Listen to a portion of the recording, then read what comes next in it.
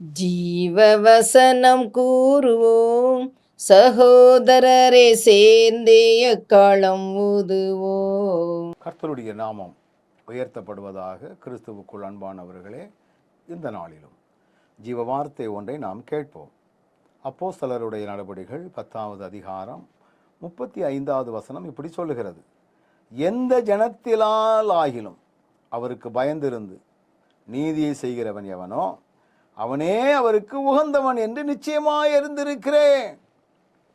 அதாவது எந்த ஜனமாய் இருந்தாலும் பரவாயில்ல, எந்த ஜாதியாக இருந்தாலும் பரவாயில்ல. இந்த வசனம் ஆரம்பிக்கிற விதத்தை பாருங்கள். எந்த அப்படின்னு ஆரம்பிக்குது. அதாவது ஆண்டவருக்கு பயந்து நீதியை செய்கிறவன், கர்த்தருக்கு பயந்து கடமையை செய்கிறவன், மனிதனுக்கு பயந்து அல்ல, ஆண்டவருக்கு பயந்து. அவர்கள் யாராக இருந்தாலும் சரி, இவர்கள் ஆண்டவருக்கு உகந்தவர்களாம் அப்படிங்கிறத நிச்சயமாக அறிஞ்சிக்க.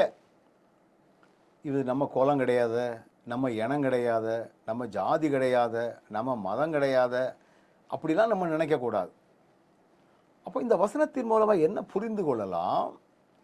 கிறிஸ்தவர்கள் மட்டும்தான் ஆண்டவருக்கு பயந்து நீதி செய்வாங்க அப்படின்னு அல்ல, யாராயிருந்தாலும் பரவாயில்ல அப்படின்னு சொல்லப்பட்டிருக்கிறது. எனக்கு அன்பானவர்களே, யாரோ ஒருவர் நீதி செய்கிறார்கள் அப்படின்னு நம்ம எண்ணுவதை விட, நான் நீதி செய்யணும் ஆண்டவரே, அப்படின்னா தான் அது உமக்கு உகந்த வாழ்க்கை, தேவனுக்கு பிரியமான வாழ்க்கை, அது தேவன் விரும்பக்கூடிய வாழ்க்கை. அதனால் நான் செய்யக்கூடிய ஒவ்வொரு செயல்களிலும் நான் நீதி செய்கிறவன் எவனோ அப்படின்னு போட்டிருக்குது. யாராக இருந்தாலும் பரவாயில்ல, அது எவனோங்கிறதுல நான் ஏன் இருக்கக்கூடாது அப்படின்னு ஒவ்வொரு கேள்வி கேட்டு பார்ப்போம். அவன் தப்பு செய்கிறான், நான் ஏன் செய்யக்கூடாது? இப்படி அல்ல. யார் என்னன்னு எப்படி போனாலும் நான் நீதி செய்கிறவனாய், அதுவும் கர்த்தருக்கு பயந்து நீதி செய்கிறவனாய் நான் மாறுவேன், இருப்பேன் அப்படிங்கிற ஒரு சிந்தை நமக்குள்ளே இருந்துச்சுன்னா இது ஆண்டவருக்கு உகந்தது. அப்படிப்பட்டவர்கள் ஆண்டவருக்கு உகந்தவர்கள், அப்படிப்பட்டவன் ஆண்டவருக்கு உகந்தவன் அப்படின்னு வசனம் சொல்லுகிறது. கவனத்தோடு இருப்போமா?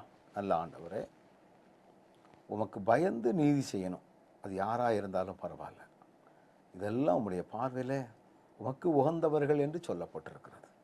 கவனத்தோடு நாங்கள் செய்கின்றவர்களாய் எங்களை மாற்றிக்கொள்ள கிருபை தாரும். இயேசுவின் நாமத்தில் ஜெபிக்கிறோம் நல்ல பிதாவே, ஆமென்.